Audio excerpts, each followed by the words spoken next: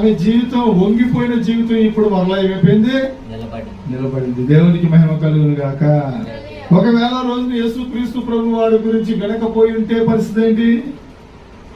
వినకపోయిన పరిస్థితి ఏంటి? విన్నారు? యేసు ప్రభు గురించి వినకపోయి ఉంటే పరిస్థితి ఏంటి? అదే వ్యాధితో, అదే బాధ, ఇంకా కొద్ది కాలం, ఇంకొక కొద్ది రోజుల్లో చచ్చిపోయేది. ఆ కొద్ది రోజుల్లో అదే వ్యాధితో, అదే వేదనతో ఆమె చచ్చిపోయేది.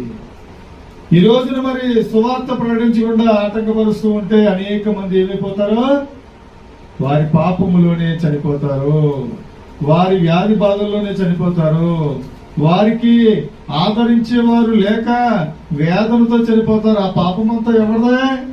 ఎవడైతే సువార్తను ఆటంకపరుస్తూ ఉన్నారో వారిది. అందుకే యేసుక్రీస్తు